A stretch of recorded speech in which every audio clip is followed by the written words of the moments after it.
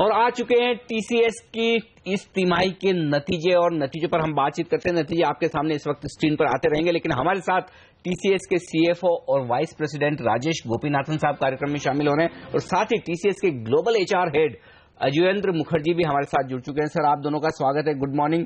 और सबसे पहले तो आपको इस बात के लिए धन्यवाद कि आज सीएनबीसी आवाज, जो अपने फील्ड में लीडर है, 11वें साल के साथ आज हम हमारी सालगिरह मना रहे हैं, और आप भी देश की सबसे बड़ी कंपनी है, आज हमारे साथ आप भी जुड़े हैं। सर, बहुत बहुत शुक्रिया आपका। पहला सवाल Rajesh sir ji. New year to you and सालगिरह मुबारक। Thank you sir. Rajesh sir, पहला सवाल आपसे ये लेना चाहता हूं, आपकी कंपनी से बड़ी उम्मीदें हैं, देश के सारे इन्वेस्टर्स को काफी रेस्पेक्ट करते हैं। पिछले 5-6 क्वार्टर से परफॉर्मेंस थोड़ी सी धीमी होती हुई दिख रही है, क्या साइज बहुत बढ़ गई है टीसीएस की, इस वजह से ग्रो करने में मुश्किल आ रही है? क्या रीजन है और पिछली तिमाही के नतीजों में क्या बड़े फैक्टर्स रहे, ये बताएं sir. First of all, I want to thank you and all the investors for the faith that they have in us, and we assure them that we'll continue to perform to the best of our abilities to maintain that faith.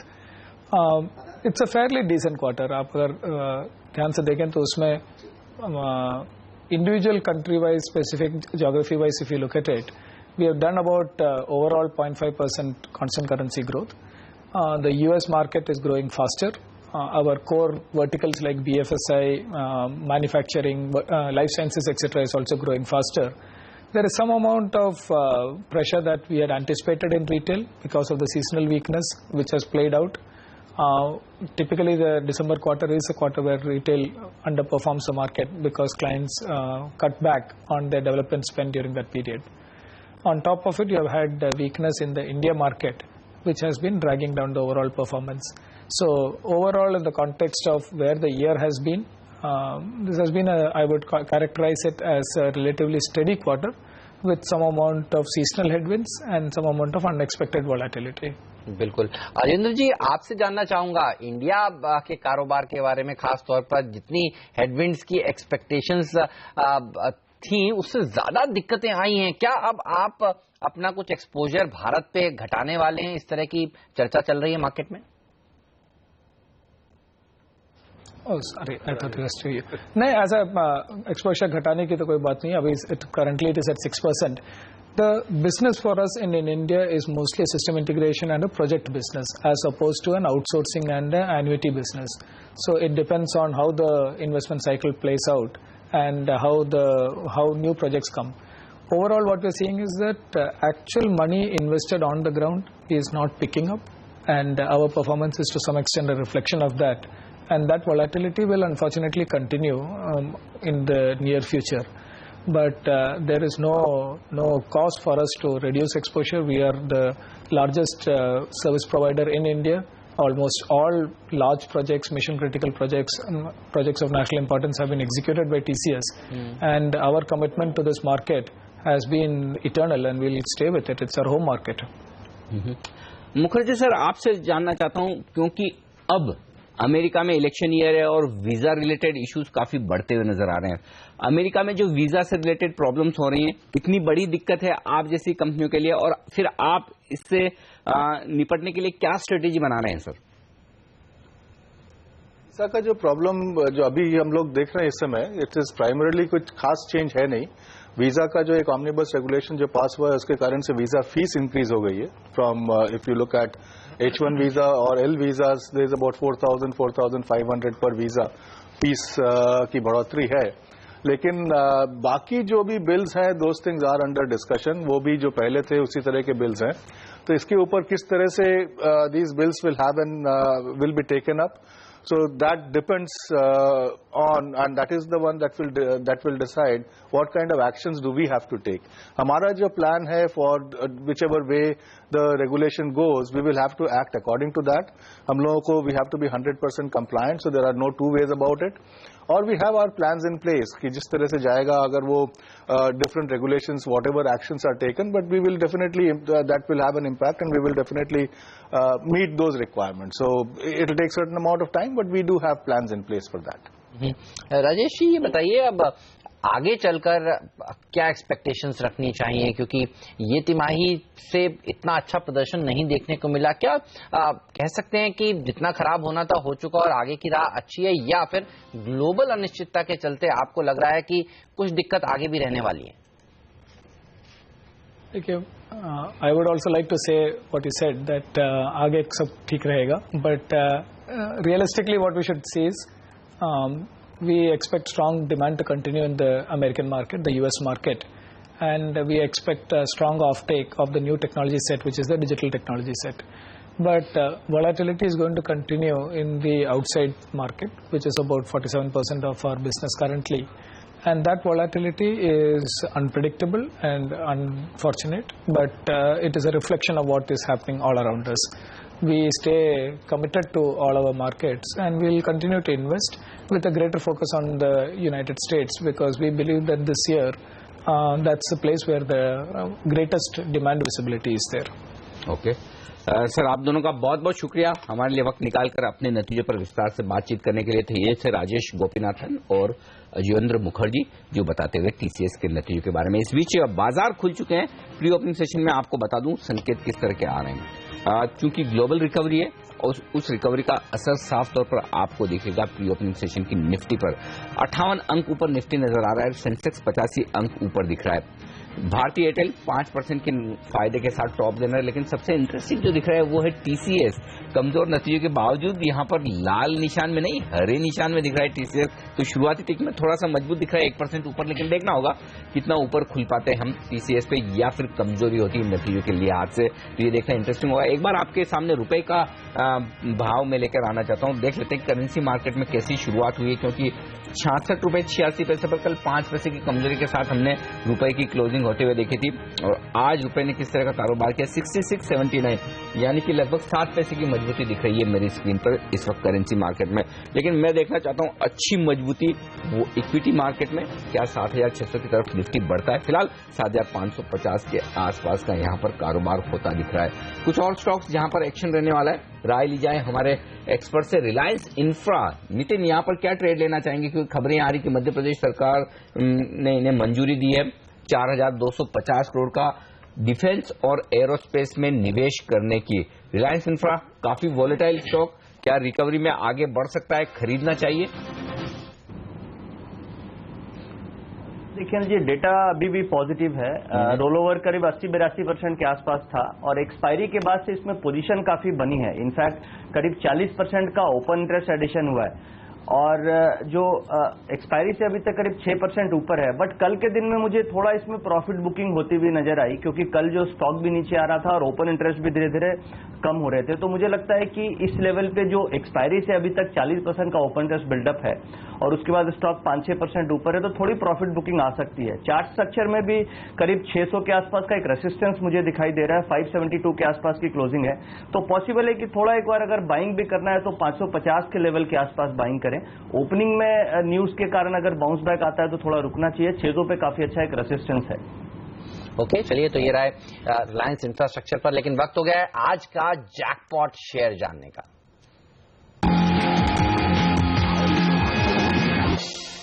यह जन्मदिन का मौका है और jackpot share लेकर आए हैं फिर से आशीष जाने जाते हैं बेहतरीन शेयर चुनने के लिए। आशीष, बताइए कौन सा जैकपॉट स्टॉक आज आपने जन्मदिन के मौके पर चुना है?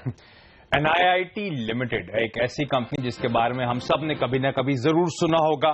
एक बेहद जाना माना वेल रिकॉग्नाइज्ड ब्रांड है ये। ध्यान रखिए, जो कंपनी NIIT लिमिटेड, इसका गठन 1981 में हुआ था।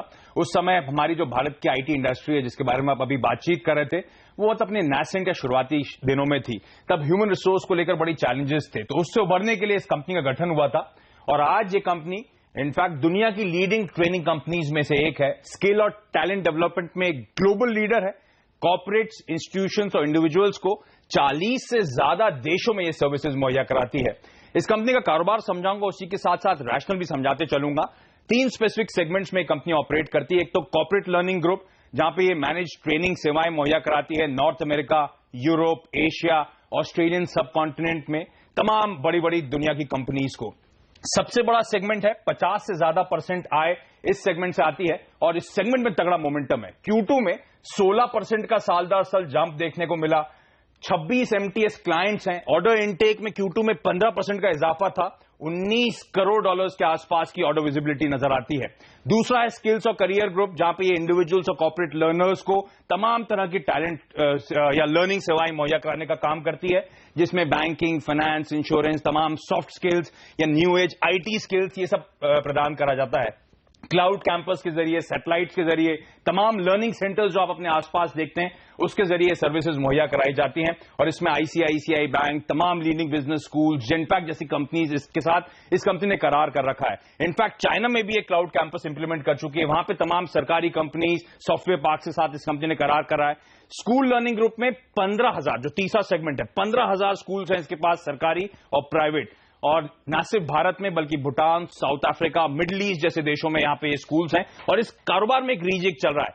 गवर्नमेंट स्कूल्स में फोकस कम, प्राइवेट स्कूल्स में फोकस बढ़ा रही है। ओवरऑल परफॉर्मेंस जो Q2 में था, बीते क्वार्टर में बेहद स्ट्रांग था। आय 272 करोड़ रुपए, साल दर साल 5% और तिमाही दर तिमाही 17% का जंप। मार्जिन्स में 200 बेसिस पॉइंट्स का इजाफा हुआ था और मुनाफा साल दर साल 102% बढ़कर 21 करोड़ रुपए पहुंचा है। तो नंबर्स उम्मीद से कहीं बेहतर थे, लेकिन कई सारे ट्रिगर्स हैं। सबसे पहला, यूएस और यूरोप में अभी भी ट्रेनिंग पर तगड़ा खर्च हो रहा है, उसका फायदा मिलेगा। इसके अलावा भारत सरकार इंक्लूसिव ग्रोथ की बात कर रही है, स्किल डेवलपमेंट की बात कर रही है। इसने एक PPP कर लिया भारत सरकार के साथ NIT युवा ज्योति के लिए, तो स्किल डेवलपमेंट का फायदा। स्टार्टअप कल्चर का हम तमाम कई बार इस चैनल पे बातचीत कर चुके हैं। वो स्टार्टअप कल्चर में भारत ग्लोबली तीसरी रैंक पे है और उसका भरपूर फायदा, क्योंकि न्यू एज स्किल्स उनके एम्प्लॉइज को देनी होगी, उसका फायदा मिलेगा। एक बात और ध्यान रखें, सिटी के साथ इस कंपनी को बड़ा करार हुआ है, ऑर्डर हुआ है। तो यूरोप, मिडिल ईस्ट, अफ्रीका में जितने भी सिटी के थर्ड पार्टी आउटलेट्स आने वाले, उसका भरपूर फायदा इस कंपनी को मिलेगा। और लास्टली आपको एक बता दूं, एक लिस्टेड कंपनी NIT टेक्नोलॉजीज, उसमें 23-24% का हिस्सा है NIT लिमिटेड के पास। NIT टेक्नोलॉजीज कल भी मोमेंटम में थी। इस समय उस कंपनी का मार्केट कैप 3400 करोड़ रुपए है। NIT लिमिटेड का स्टेक का मूल्यांकन ही 800 करोड़ रुपए उसका आता है। और आज इस कंपनी का मार्केट कैप केवल 1500 करोड़ रुपए के आसपास का, और एवेन्यूज तगड़े खुलते हुए नजर आ रहे हैं। रडार पर रखें इस कंपनी को। तो NIT लिमिटेड है हमारा आज का जैकपॉट शेयर, और ये है लंबे समय के लिए निवेश का मौका देने वाला एक शेयर। लेकिन आपको तो आज ट्रेड करना है। आज ट्रेड करने के लिए 20 बेहतरीन ट्रेडिंग आइडियाज देख लेते हैं 7:30 बजे वाले शो में। स्टॉक 2020 में हमारे दोनों कैप्टन ने क्या कुछ बताया आज आपको।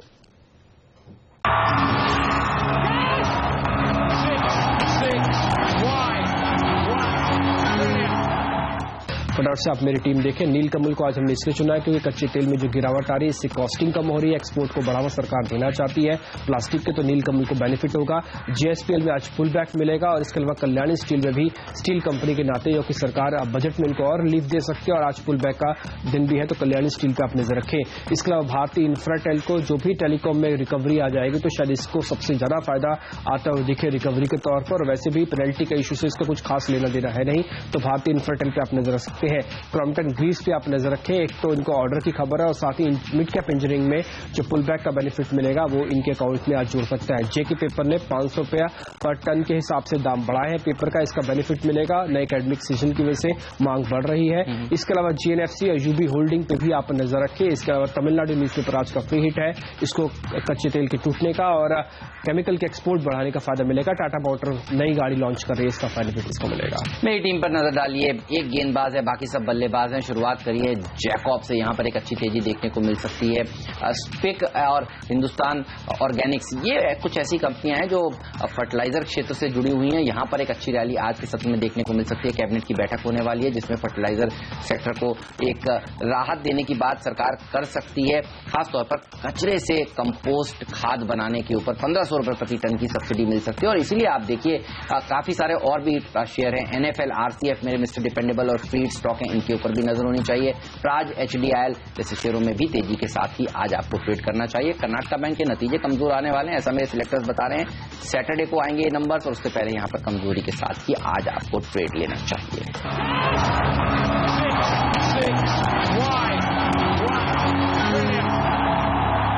चलिए, तो ये थे वो स्टॉक 2020 के 20 इंटरेस्टिंग ट्रेडिंग आइडियाज जिस पर आपका नजर आज जरूर होनी चाहिए। लेकिन आइए अब जान लेते हैं कि दिग्गज ब्रोकरेज हाउसेस क्या कह रहे हैं, उनके रडार पर कौन से शेयर हैं। और बताने के लिए रोजाना की तरह नियति हमारे साथ जुड़ चुकी है। नियति, बताइए TCS पर क्या कह रहे हैं ब्रोकरेज हाउसेस।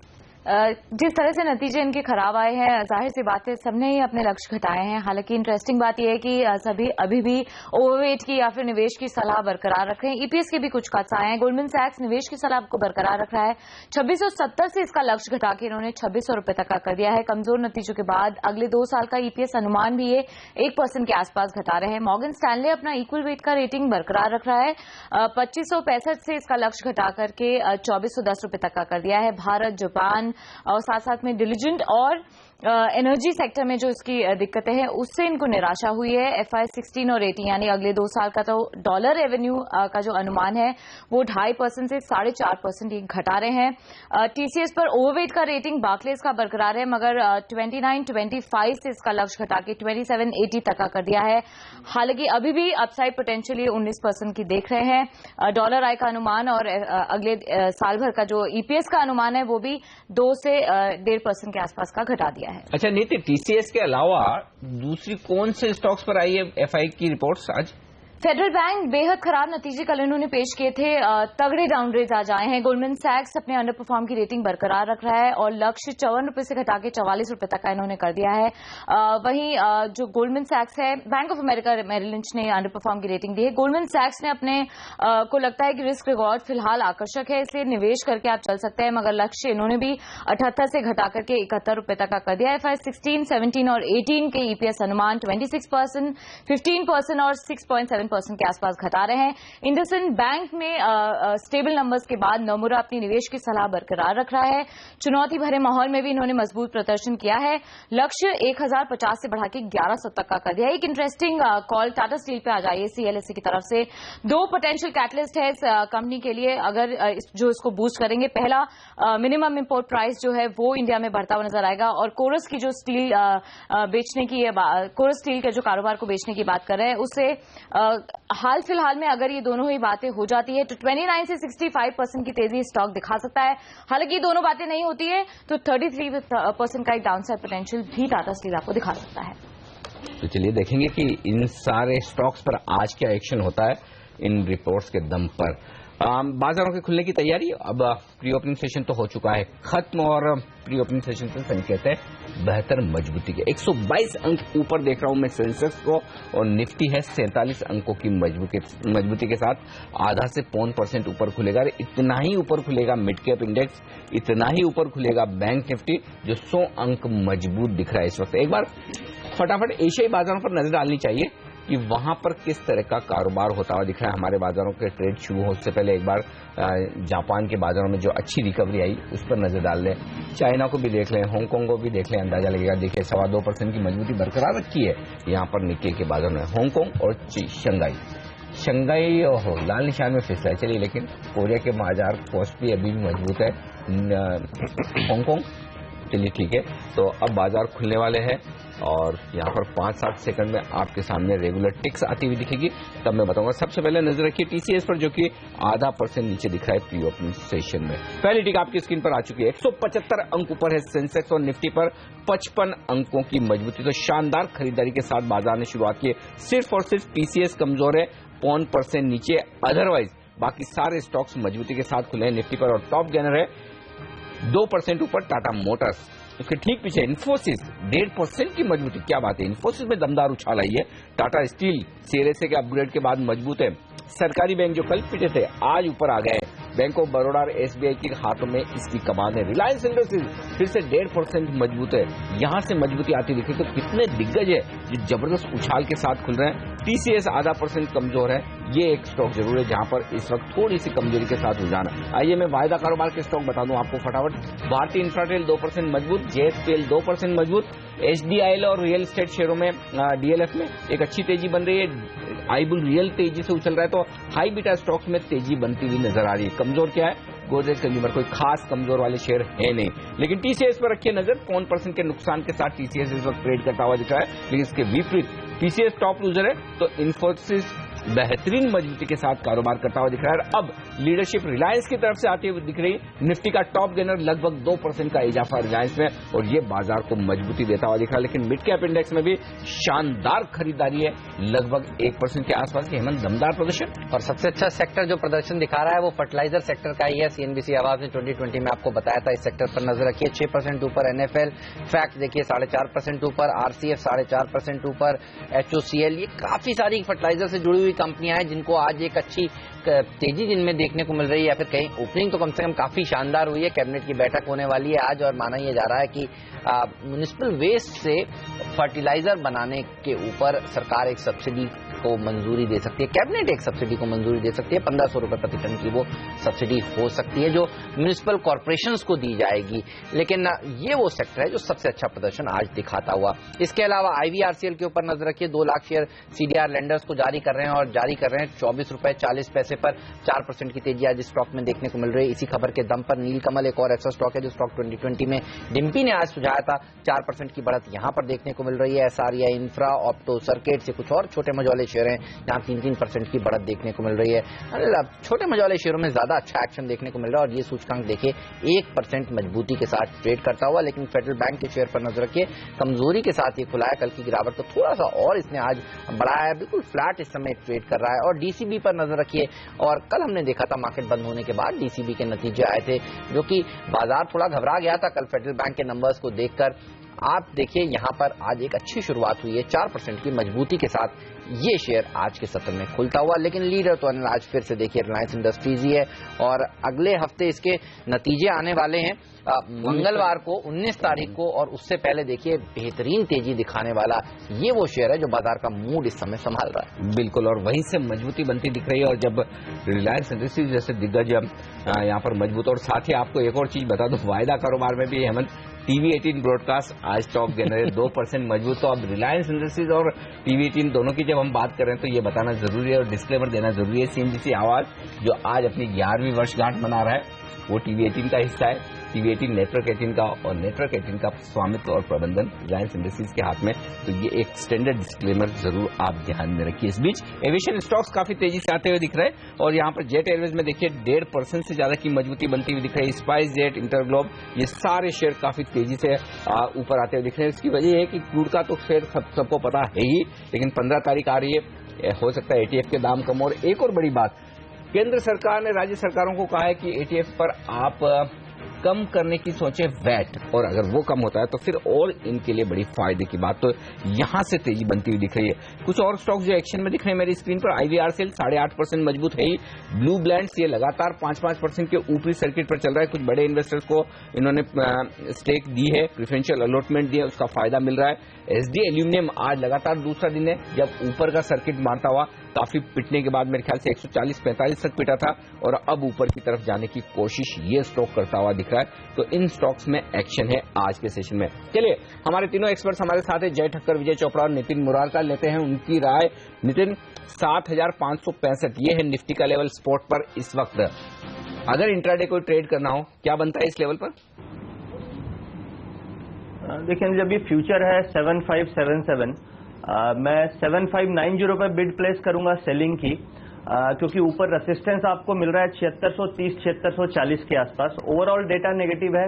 अब यहां से थोड़ा सा और ऊपर पुल बैक हो सकता है क्योंकि शॉर्ट कवरिंग थोड़ी आ रही है, तो उस केस में आपको 7590 के आसपास एक बार बेचने का मौका मिल सकता है, 15-16 पॉइंट ऊपर। और स्टॉप लॉस आपका 7640 के आसपास होगा, और दोबारा से टारगेट आपको नीचे करीब 7500 तक के मिल सकते हैं। आईवीआरसीएल देखिए 4% ऊपर खुला था, अब 8% की तेजी दिखा रहा है। फर्टिलाइजर शेयरों में भी ऐसा ही एक्शन देखने को मिल रहा है। एनएफएल, फैक्ट, आरसीएस सरकारी फर्टिलाइजर कंपनी है जहां पर तेजी है। जय, कोई स्टॉक ट्रेडिंग के लिहाज से आपको ठीक लगता है क्या फर्टिलाइजर सेक्टर में?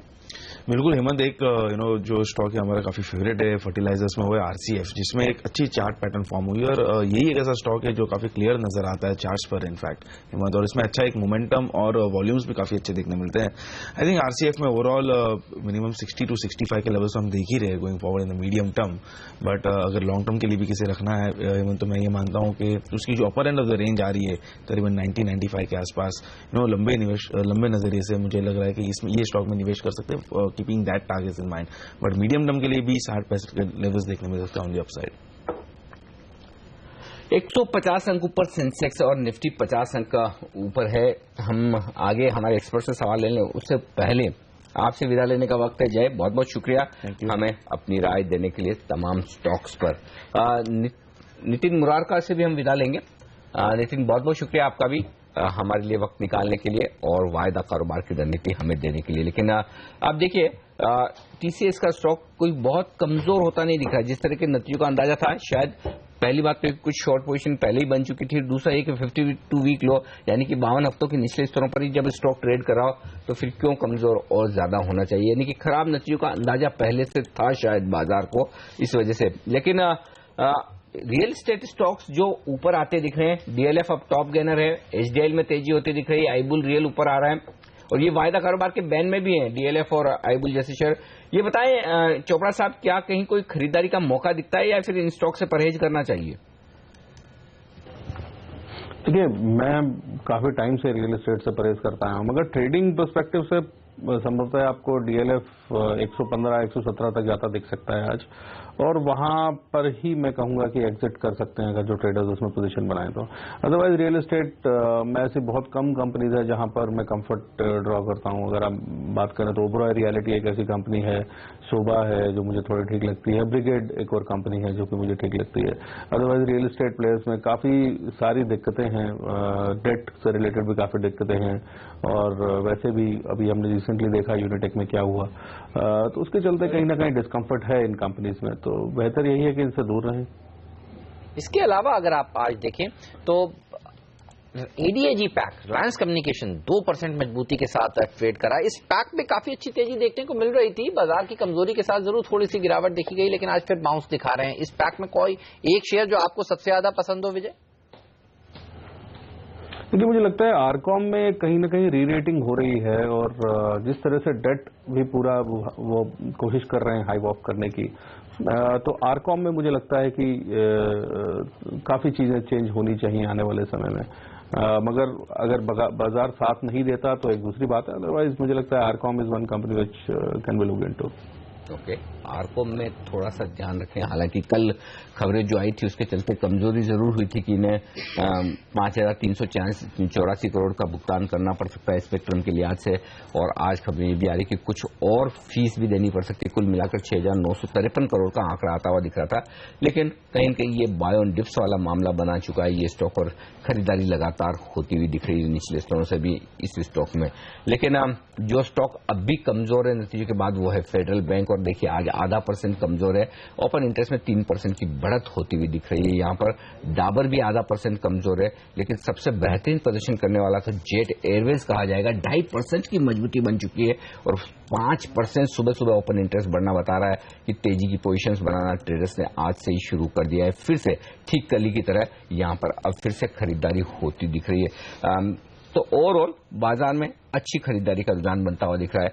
अब यहां पर टीसीएस चूंकि नतीजों को पचा चुका है ऐसा लग रहा है चोपड़ा साहब, टीसीएस और इन्फोसिस में से कोई अगर एक शेयर खरीदना हो या फिर कोई दूसरा आईटी स्टॉक हो जो आपको पसंद हो आज खरीदारी के लिहाज से। देखिए, मुझे लगता है कि बात बिल्कुल ठीक है अनिल जी आपकी, जब आप कह रहे हैं कि पचा चुका है ये स्टॉक, तो 2322 के करीब अभी ट्रेड कर रहा है कैश में। मुझे लगता है कि कहीं यहाँ पे कंसोलिडेट कर गया तो संभवतः आपको ये 2350, 2360 के आसपास जरूर दिखेगा। तो मैं टीसीएस को पिक करूंगा, क्योंकि यहाँ पे जो खबर आनी थी वो आ चुकी है, और इन्फोसिस में चीजें अभी भी क्लियर नहीं है। इन्फोसिस में चीजें अभी भी क्लियर नहीं है, लेकिन आप देखिए विप्रो एक ऐसा स्टॉक है जो कल काफी अच्छा प्रदर्शन दिखा रहा था, और आज टीसीएस के नतीजे आने के बाद यहाँ पर थोड़ा सा दबाव देखने को मिल रहा है।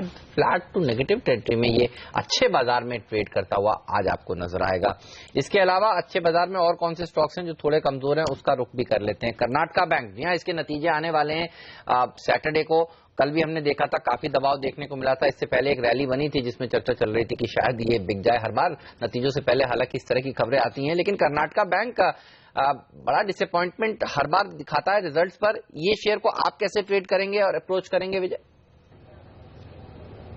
मुझे लगता है कि लगातार कमजोरी है इस स्टॉक में, और कहीं ना कहीं 52 हफ्तों के निचले स्तर पे है। रिजल्ट्स भी जो एक्सपेक्ट किए जा रहे हैं वो ठीक नहीं है। हो सकता है कि ये 100 के नीचे भी आपको दिखे, तो मुझे लगता है काफी कमजोरी है स्ट्रक्चरली भी बैंक में भी और चार्ट्स पे भी, और फंडामेंटली भी काफी चीजें हैं जो कि ठीक नहीं है। एसेट क्वालिटी को लेकर काफी कंसर्न्स हैं, ग्रोथ को लेकर काफी कंसर्न्स हैं। तो कर्नाटका बैंक कहीं ना कहीं एक लैगार्ड रहा है ओवर द पीरियड। जब बैंक्स में तेजी भी होती है तो कर्नाटका बैंक में हमने कोई बहुत ज्यादा तेजी नहीं देखी है स्टॉक में, तो मुझे लगता है कि ये प्रेशर में रह सकता है स्टॉक। ओके, तो ये राय है इस वक्त।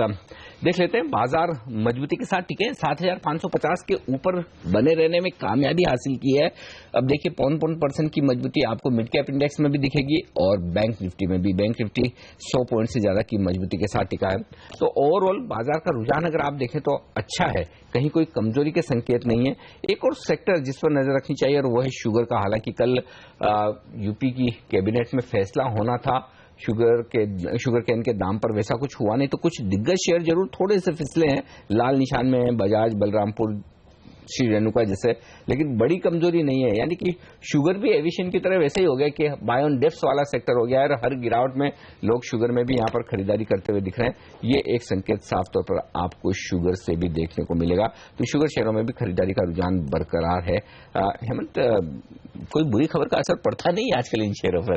नहीं, लेकिन देखिए खबरें जो हैं जो यूपी से आने वाली थी वो अब तक आई नहीं है। इसलिए आप देखिए थोड़ा सा जिन लोगों ने खरीदारी करी थी पिछले कुछ दिनों में, बलरामपुर, बजाज, इनमें आज थोड़ी सी देखिए दबाव इसलिए देखने को मिल रहा है क्योंकि सब एक्सपेक्ट कर रहे थे कि जो प्राइस है चीनी का, गन्ने का, वो निकल कर आएगा, लेकिन वो आया नहीं है अब तक। कल सबने इंतजार किया, कल भी सेकेंड हाफ में हम थोड़ा दबाव देखने को मिल रहे थे। तो आज मजबूत बाजार में थोड़े से उत्तर प्रदेश की चीनी कंपनियों में दबाव देखने को मिल रहा है। लेकिन आप देखिए कुछ ऐसे स्टॉक्स हैं जहां पर एक अच्छी रैली आज बनी हुई है। एविएशन शेयरों की हमने बात करी, एडीएजी पैक की बात करी और बात करी हमने काफी सारी रियल एस्टेट कंपनियों की। अब आप देखिए डीएलएफ 2.5% मजबूती के साथ ट्रेड कर रहा है। इसके अलावा ग्लेनमार्क फार्मा एक और ऐसा फार्मा स्टॉक है जहां पर एक अच्छी तेजी आज के सत्र में देखने को मिल रही है। कल हमने देखा था वोकार्ड में लॉन्ग पोजीशंस बनी थी और हमारे एक्सपर्ट आज भी कह रहे थे नितिन की वोकार्ड में एक तेजी का ध्यान रखना चाहिए। फार्मा सेक्टर, विजय कैसा लग रहा है आपको और आपको कौन सा शेयर पसंद है? मैं प्रेफर करता हूं सन फार्मा एडवांस मुझे ठीक लगता है, लुपिन मुझे ठीक लगता है, ग्लेनमार्क और ऑरो फार्मा, ये कुछ कंपनीज हैं जिस पे मेरी नजर है। हालांकि डॉक्टर रेड्डीज में जिस तरह का डैमेज हो चुका, मुझे लगता है कि यहां से डाउनसाइड बहुत लिमिटेड है, तो संभवतः ये आपको बहुत तेजी से ऊपर आता दिखे और 3200-3300 का स्तर भी दिखाए। 3200-3300 के लेवल के लिए यहां पर खरीदारी करें डॉक्टर रेड्डी को। लेकिन टाटा स्टील भी खरीदेंगे क्या आप चोपड़ा साहब? क्योंकि क्रेडिट स्विस सीएलएसई की तरफ से आज जो रिपोर्ट आई है, उन्हें लग रहा है टाटा स्टील में यहां से एक अच्छी मजबूती बन सकती है और वो भी तब जबकि दुनिया भर में कमोडिटीज को लेकर चिंताएं हैं, मंदी के खतरे, लेकिन एक कॉन्ट्रा कॉल के तौर पर देखा जाना चाहिए। क्या राय रखते हैं आप टाटा स्टील पर? देखिए मुझे लगता है 260-265 तक तो निश्चित रूप से आ सकता है, मगर इसमें कोई बहुत लंबी रैली और बहुत बड़ी रैली आएगी ये मुझे थोड़ा सा फिलहाल अभी नहीं लगता, क्योंकि ग्लोबल सिनेरियो काफी वीक है और सेकेंडली जो कोरस इनका यूरोपियन सब्सिडरी है वहां पर भी कोई बहुत ज्यादा फायरवर्क्स हों, ये आई रियली डाउट। तो हाँ, मुझे लगता है ट्रेडिंग पर्सपेक्टिव से यहाँ से आपको 10-15 रुपए का मूवमेंट जरूर ये स्टॉक दिखा सकता है, बट अगर बहुत लंबी कोई रैली अभी आती नहीं दिखती है स्टॉक में अनिल जी। इसके अलावा अब नजर रहेगी कल आने वाले इन्फोसिस के नतीजों पर, वो कैसे आते हैं, मास्टेक के नंबर्स कैसे आते हैं। और अब आप देखिए इन्फोसिस किस तरह से ट्रेड कर रहा है नतीजों से ठीक एक दिन पहले 1% की बढ़त के साथ इन्फोसिस इस समय ट्रेड करता हुआ। मास्टेक एक और ऐसा स्टॉक है जिसके नंबर्स कल आएंगे और आज नंबर्स के लिहाज से छोटी कंपनियों के ऊपर नजर है। करूर वैश्य बैंक के नतीजे आज आने वाले हैं, देख लेते हैं वो शेयर किस तरह से ट्रेड कर रहा है इस समय। और रिलायंस इंडस्ट्रियल इंफ्रा RIIL के नंबर्स भी आज आने वाले हैं, इस शेयर के ऊपर भी नजर रहेगी। करूर वैश्य बैंक बिल्कुल फ्लैट इस समय ट्रेड करता हुआ। RIIL के स्टॉक पर भी नजर डालेंगे, देखेंगे वो किस तरह से ट्रेड कर रहा है, जी 2% की मजबूती यहां पर देखने को मिल रही है। वक्त है विजय आपसे विदा लेने का। शुक्रिया आपका समय निकालने के लिए, CNBC आवाज पर आकर आज इन सारे शेयरों पर अपनी राय हमें शेयर करने के लिए। और 11 साल का सफर पूरा होने के मौके पर हम हर रोज आपको शानदार गिफ्ट दे रहे हैं। जी हां, बर्थडे वीक मना रहा है CNBC आवाज और बाजार के जाने माने दिग्गज हमारे साथ इसमें शामिल हो रहे हैं।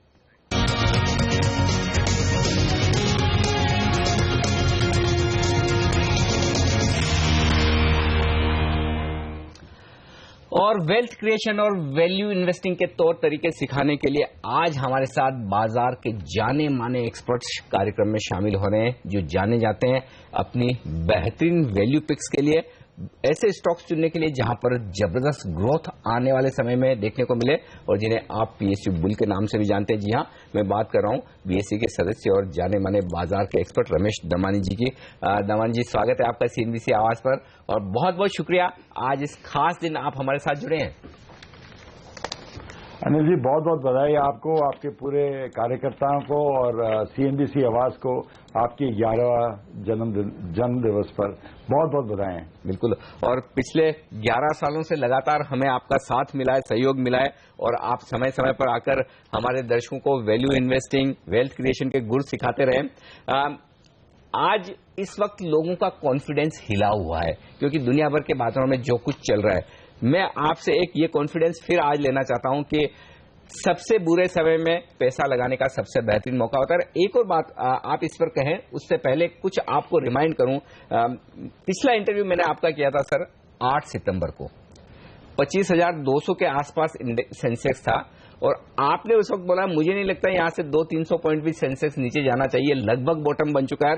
उसके बाद हमने जो तेजी देखी वो बेहतरीन थी, अब फिर से हम करेक्शन होकर उन लेवल के आसपास आ गए। इस वक्त आपका क्या कॉन्फिडेंस है बाजार को लेकर? शुक्रिया अनिल जी। देखिए, अपन थोड़ा बड़ा प्रश्न है, उसको थोड़ा भाग में सलटाते हैं। जो डर आप बोल रहे हैं बाजार में है, जो स्ट्रीट में है, वो 2-3 कारण के हैं। फर्स्ट कारण है कि डाउ में क्या हो जाएगा। तो मैं ये कहना चाहता हूं कि S&P 500 जो मेन इंडेक्स है वहां का ट्रेडर्स के लिए, that even as I speak to you is yielding 2.3%। जो 10-year T-bill है yielding 2.1%. तो जब stocks are yielding more than bonds, I don't think stocks will go down too substantially from that level. That is about the Dow. दूसरी घबराहट जो दलाल sheet में है वो चाइना से लेकर है कि चाइना में क्या हो रहा है, कोई समझ नहीं रहा है। बट मेरे हिसाब से इतना बढ़ चुका है ये घबराहट कि वो दलाल शीट का जो पान वाला भी है वो भी युआन की बात करने लग गया। तो जब सब लोग बात करते कोई चीज का, उस चीज का वो समस्या एकदम अंत में हो रही है, उसकी संध्या हो रही होगी। तो मेरे को लगता है चाइना का फियर तो ज्यादा हो चुका है। अब थर्ड प्रश्न रहा वो Indian investors to worry about is what is happening in India. और जहां तक मैं देख सक रहा हूं, जहां तक मेरा पोर्टफोलियो पोजीशन, जहां तक मैं लोगों से जो बोलते हैं स्मार्ट मनी से बात करता हूं, कि जो बुल मार्केट जो 2 साल पहले शुरू हुआ था अगस्त 2013 में, वो बरकरार है। There is no reason to believe that the bull market has changed in India. I think the fear that I would have is not necessarily China or oil prices slow down, but अगर fade ने जाके और 3-4 बार interest rate बढ़ा दिए 2016 में, that would be a huge negative for markets. Other than that, I think markets will be fine. Damani साहब, ये बताइए फिर कौन से वो सेक्टर्स हैं, स्टॉक्स हैं जो आपको पसंद है? देखिए, जन्मदिन के मौके पर आपसे कुछ बर्थडे गिफ्ट हमारे व्यूअर्स जरूर चाहेंगे आज। थैंक यू अनिल जी। मैं भी बहुत चाहता हूं कि मैं आके लोगों को वैल्यू स्टॉक्स के बारे में बताऊं, जो great Indian stocks have come out. Unfortunately जो सेबी के न्यू रेगुलेशंस है, they prohibit analyst from talking about stocks, so I will pass on that. But in terms of the sectors that we like, I think I'm very bullish, continue to be very bullish on the sectors I've told you in the past, media, FMCG, technology. जो 2 नए sector हम लोग शायद गौर से देख रहे हैं, one is of course airline sector. I think aviation has become so unpopular in India, it is now getting to the point that I think it will become very popular in India. जो उनकी tailwind है वो बहुत अच्छी तरह है, क्योंकि oil prices are declining, traffic growth is going, the industry is consolidated. It's all the recipe from becoming a hated sector to a well-loved sector in the market. So I think aviation would be a new sector that I think investors should look at for the next year or so. We also like what I call this financial inclusion sector. जो प्रधानमंत्री ने बोला है कि जो जनधन योजना है, जो जैम ट्रिनिटी है, Jan Dhan Yojana, Aadhaar and mobile, I think इसके जो बेनिफिट्स है investors are not forgetting. I think India में अभी 90 करोड़ लोग आधार कार्ड हो गए। I think smartphone technology in India will reach the level of regular phones in a matter of 2-3 years. तो उनकी जो शादी होगी between Aadhaar card and mobile technology will lead to various business opportunities. तो जो companies इस opportunity को exploit करने के लिए तैयार हो रहे हैं, I think that's a good place to look eight.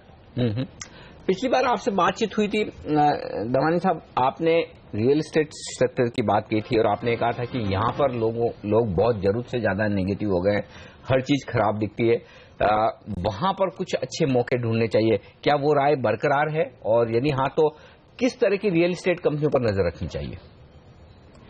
भाई जी हाँ, एकदम बरकरार है, but I think we need interest rates to come down a little bit. I think interest rates are too high yet for the retail investor. तो अगर RBI Mint Road has gives us may be 100 basis point cut over the next year, I think that will be a good sector to look at. मेरा जो सुझाव है हमेशा कि इस sector में buy the most liquid stocks और the ones with the best brand name, because even through a downturn you can hold on to them. जो छोटी कंपनियां हैं जिनके ब्रांड नेम अच्छे नहीं है, शायद इस मंदी में खड़े नहीं रह पाए, शायद वो बंद हो जाए। So I would go for the liquid और द बेस्ट ब्रांड नेम्स। आप बड़ी इंटरेस्टिंग बात कर रहे थे, आप कह रहे थे कि आधार कार्ड और टेलीकॉम कंपनियों के जो एप्लीकेशंस बनाने वाली शायद कंपनियां, जो मैं समझ पाया, उनको ज्यादा अच्छा फायदा होगा। ये वही बात है कि जो कंपनियां इस तरह के एप्लीकेशंस बना रही हैं उसके ऊपर नजर रखनी चाहिए। सर, इसको थोड़ा सा और इलैबोरेट करिए प्लीज। हाँ, आप सही बोल रहे हैं। It's a wide open area. अभी यहाँ कौन जीतेगा कौन हारेगा अभी शायद बोलना बहुत मुश्किल है, बट मुझे लग रहा है कि investors will find opportunity out there. And what I feel personally is like say Aadhaar card, अभी 90 करोड़ लोगों के पास आधार कार्ड हो चुका है, और अभी अपन समझ लो एयरपोर्ट जाते हैं तो अपने आइडेंटिफिकेशन दरवाजे पे बताते हैं, काउंटर पे बताते हैं, सिक्योरिटी में बताते हैं। It's a very slow process. With Aadhaar being introduced, someone can just give the thumb print and immediately be recognise कि भाई अनिल सिंघवी जी दिल्ली जा रहे हैं, उनको जाने दीजिए because of your thumb print out there. Suppose अभी स्टेट बैंक ऑफ इंडिया में आप जाते हैं, एक केवाईसी खोलते हैं, उसका 1200 रुपया लगता है to open one single KYC for anyone. इतना कॉस्ट है, इतना रिकवरी नहीं है। But with Aadhaar and mobile phone you will link those together, और केवाईसी सिर्फ 50 रुपए में खुल सकता है। So there will be many applications, whether it's direct benefits transfer, whether it's banking for the rural poor, all of these will use Aadhaar and the mobile platform in order to benefit. So I think you want to look and search for companies that are focusing on this area. आपने जो अपन बोलते थे ना, जो cashless transaction होने वाले हिंदुस्तान में। जी देवानी जी, आप अपनी बात पूरी करें। हाँ, मैं ये खाली कह रहा था कि जो बिल गेट्स जब यहाँ आए थे, माइक्रोसॉफ्ट के फॉर्मर चेयरमैन, उन्होंने कहा कि उनके हिसाब से in the next few years in India 30% of the transactions will become cashless. मतलब आपसे न्यूज़पेपर लोगे, चाय पियोगे, कैश नहीं दोगे, लेकिन मोबाइल से पेमेंट करोगे। That is the great opportunity that we see as India goes from analog currency economy to digital economy. That's the opportunity. क्योंकि हमने अब तक इस तरह की जो कंपनीज थी वो अनलिस्टेड स्पेस पे ही सुनी थी, आपने कुछ आइडेंटिफाई करी है, मुझे आपकी बात से ऐसा लग रहा है लिस्टेड स्पेस में भी। दिन भर कोशिश करते यही रहते हैं कि कहीं ना कहीं खोज के कुछ अच्छी अपॉर्चुनिटी ढूंढे। अगर निवेशक देखेंगे तो उनको जरूर good quality companies that are doing very important work you'll find. Sir, आप मीडिया स्टॉक्स की बात कर रहे थे, मीडिया सेक्टर की बात कर रहे थे कि ये एक बड़ा मौका हो सकता है, और हाल ही में हमने देखा कि नेटफ्लिक्स के आने के बाद कई लोग ये मान रहे हैं कि जिन कंपनी के पास बड़ा कंटेंट है, अच्छी लाइब्रेरी है, इस तरह के स्टॉक्स में एक्शन हो सकता है। क्या एक रेवेन्यू पोटेंशियल बनता है? क्या इन कंपनियों की कमाई बढ़ने के आसार हो सकते हैं, और उस लिहाज से क्या इन पर नजर रखनी चाहिए? सर, हो चुका है, मेरे हिसाब से हो चुका है। आई थिंक डिजिटाइजेशन जो अपन बोल रहे थे वो अब December 31 को खत्म हो चुका है। There is no extension given by the government, what I am aware of, right? So now you will have subscription revenue kick in, advertising revenue improve, and eyeballs increase also because you're now measuring everyone. So I think a lot of the media companies have already started doing very well. जो आप देखेंगे individual companies, their revenues have been spiking up very well out there. So I think जो shares है उनमें already जो broadcast, जो content वाले shares है वो already काफी बढ़ चुके हैं. So Netflix is a challenge, but it's more of a challenge, in the elite market, not necessarily in the mainstream market, because most of the content is English based. So my suggestion in media is to look for the broadcasters, look for the content owners, because they will deliver, I think, superior returns. इसके अलावा sir, logistic stocks के ऊपर अब आपका क्या view है? काफी सारे पहले चर्चा थी कि जीएसटी पास हो जाएगा, लेकिन देखिए 2 सत्रों में तो हुआ नहीं। अब होप्स फिर से बन रही हैं कि शायद बजट सत्र में हो जाए। अब आपकी होप क्या है जीएसटी को लेकर, और लॉजिस्टिक्स कंपनियों पर अब आपका क्या व्यू है?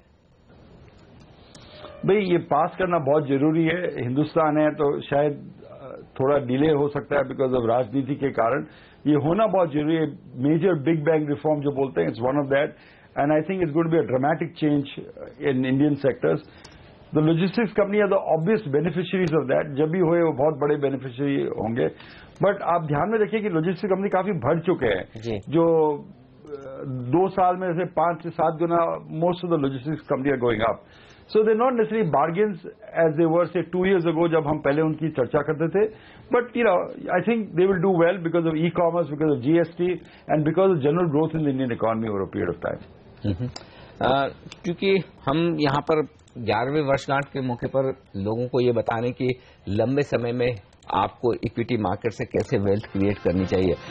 दमानी साहब, आपके कुछ एक्सपीरियंस उस लिहाज से शेयर कीजिए कि किस तरह से अच्छे स्टॉक्स चुनकर उसमें एक पैसा लगाकर लंबे समय के लिए रहा जाए, किस तरह के स्टॉक्स चुने जाएं जिससे कि लोगों को आने वाले 5-10 साल में बड़ा पैसा बनाने का मौका मिले। देखिए, आप बहुत इंटरेस्टिंग क्वेश्चन पूछ रहे हो और I am very interested in that question. So let me explain one thing to you. जब 79-80 में सेंसेक्स की शुरुआत हुई थी, सेंसेक्स 100 जो अभी 25 से जा रहा है वो 100 था। तो अगर आप 1980 टू 2015 देख लें, 35 years, the Sensex is broadly compounded at 17% without dividends. अगर डिविडेंड्स कर दो वापस तो शायद 20-21% भी हो जाए उसका कंपाउंडिंग। Without dividend compound 17%। उसके दौरान देखिए आप लास्ट 30 साल में हिंदुस्तान में क्या क्या नई घटनाएं खराब हुई है। गवर्नमेंट्स आए हैं, गवर्नमेंट्स गए हैं, कारगिल हुए, बाढ़ें आई हैं, ड्राउट्स आए हैं, रिसेशन आए हैं, ग्लोबल फाइनेंशियल क्राइसिस आई है। Despite all of that, over the last 35 years your money has grown at 18%। सो जो पहला उदाहरण है, पहला मॉरल है इसका कि you remain invested.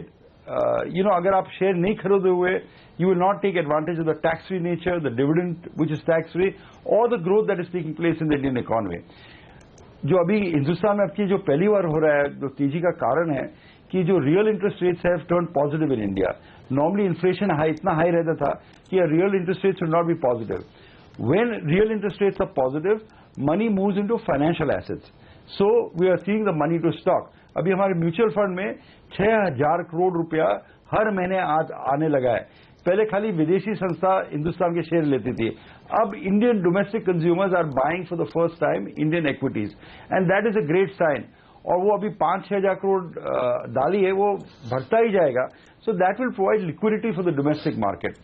So what investors need to do in this situation is to allocate some part of their savings into equities. जो स्मार्ट मनी है जो हम बोलते हैं, वो ऑलरेडी स्टार्टेड, वो 6,000 करोड़ हर महीने आ चुका है। बट मेरे ख्याल से वो ज्यादा घबराए नहीं कि चाइना में क्या हो जाएगा, डाउ में क्या हो जाएगा। इंडिया की जो बुनियाद है, वो शेयर बाजार की बुनियाद है, वो काफी मजबूत है, और मेरे को लगता है कि ये index over periods of time will head much higher. तो आगे चलकर और ऊंचे ऊंचे लेवल्स दिखेंगे। लेकिन सर ये बताइए, इस साल आपको लगता है कि जल्द ही एक नया हाई लगेगा? जो हमने देखा था पिछले साल 9,119 का स्तर निफ्टी पर, 30,000 के ऊपर सेंसेक्स गया था। इस साल आपको लगता है इस कैलेंडर ईयर में एक अच्छी तेजी बन सकती है, वो हाईस को भी हम क्रॉस कर सकते हैं? देखिए, मैं तेजी वाला हूं, मैं जनरली तेजी में ही ज्यादा ध्यान देता हूं, मेरा इंटरेस्ट भी उसमें ही रहता है। See we can't see all these things. दुनिया में क्या होगा if suppose the Fed raises rates for 100 basis points, market will react negatively. But एक चीज मैं आपको जरूर कह सकता हूं कि जो बुल मार्केट 2 साल शुरू हुआ था पहले, उसका कोई मुझे अंत नहीं लग रहा है। I am not seeing the science that वो बुल मार्केट खत्म हो रहा है। तो the smart money that I know and I follow is still invested. अगर ये चेंज हो गया, अगर कुछ कारण हो गया, कुछ नई चीज हो गई, तो we reassess the market. But my best interpretation right now is we are still on a bull market and the bull market is doing fine. Sir, आपने कई सरकारी कंपनियों के शेयरों को बहुत अच्छे दामों पर खरीदा, बड़ी क्वांटिटी में खरीदा और उससे वेल्थ बनाई, इसीलिए लोग आपको पीएसयू बुल के नाम से भी जानते हैं। अब मैं ये देख रहा हूं कई सरकारी बैंक्स, कई दूसरी सरकारी कंपनियों के दाम काफी नीचे आ गए। क्या आपको लगता है कि फिर से गवर्नमेंट की परफॉर्मेंस को देखते हुए, इन कंपनियों की परफॉर्मेंस को देखते हुए क्या खरीदारी का मौका बनता है इन कंपनियों में? See, it's a very difficult question to जो आप बोलते हैं कि सरकारी और बैंक पे कॉल लेने का, क्योंकि ये लास्ट 9 महीने से सब मोस्ट हेटेड स्टॉक हो गए बाजार में, उनके वैल्यूज घटते ही जा रहे हैं उधर. आई थिंक जो उदय कोटक जी ने बोला था शायद टीवी में, इज दैट एक सर्जरी चाहिए इनको. We need to take hard action to do this. I think government के कुछ इंडिकेशंस आ रहे हैं, जैसे IDBI बैंक में, बैंक ऑफ बड़ौदा में, कि कुछ हार्ड डिसीजंस लेने को तैयार है. I think let's watch this space for a while. I think they will provide an opportunity. Some of the top 2-3 banks in India, which are public sectors, will provide an opportunity. I'm not sure we are there yet, but and it's a sector that I've studiously avoided for the last few years. So there will be opportunities, but I'm not sure we are there yet. इसके अलावा infrastructure में, power sector में कहीं आपको opportunities दिख रही हैं, क्योंकि सरकार यहाँ पर भी तेजी से रिफॉर्म्स की गाड़ी को आगे बढ़ा रही है. सर वो 20 साल से बोलते आते, these are tough businesses to understand, tough businesses to make money in. So at this point I don't have much exposure in that sector. एक और स्पेस जिस पर आपसे राय लेना चाहता हूँ, इनफैक्ट कमोडिटीज के दाम जिस तरह से तेजी से गिरे हैं, क्या कोई ऐसी नई थीम्स, नए सेक्टर्स आपको लगते हैं जिनके कमोडिटीज से जिनको फायदा होना है, क्रूड के गिरने से फायदा होता है? एक एविएशन आपने बहुत साफ तौर पर कहा, इसके अलावा कोई ऐसी थीम्स बन सकती है आगे चलते हुए सर? देखिए, इंडिया के लिए तो बेहद फायदा है, because net importer of oil. I think again एक उदय कोटक जी ने इंटरव्यू दिया था, जो मैं उससे उनके साथ सहमत हूं. उन्होंने कहा $80 बिलियन इम्पोर्ट करते हैं अपन, अगर 15 का P लगा दो, because that is the savings that we are having from oil. That gives a $1.2 trillion benefit to the economy, or type of quantitative easing to the economy. So whether it's the plastics, whether it's petrochemicals, whether it's refining, I think all of them will, not petrochemicals, but all of them, like plastics, for example, or intermediaries, fertilizers, all of them will show great benefits, I think, in the next few quarters. I think, जो मेरी राय है, I think government is trying to take all the benefits away in terms of excise and not leave it to the consumer. I think it's important that they pass on the benefit to the consumers in terms of lower gas prices and also to the industry. I think that would be very helpful. So I think rather than absorb the entire gain, they should stimulate the economy by letting it pass through at least a portion of it. बिल्कुल. दमन साहब, ये short term investment themes और sectors, ये तो हम हमेशा बात करते हैं, करेंगे भी, लेकिन क्योंकि आज 11 साल का मौका है, मैं जाने से पहले आपसे एक राय दर्शकों के लिए लेना चाहता हूं. क्योंकि अब हिंदुस्तान के दर्शक SIP के जरिए, हिंदुस्तान के इन्वेस्टर SIP के जरिए बाजार में पैसा लगाना शुरू कर चुके हैं, लेकिन बार बार ये बीच में जो कुछ होता है दुनिया भर में, उससे कॉन्फिडेंस हिलता है.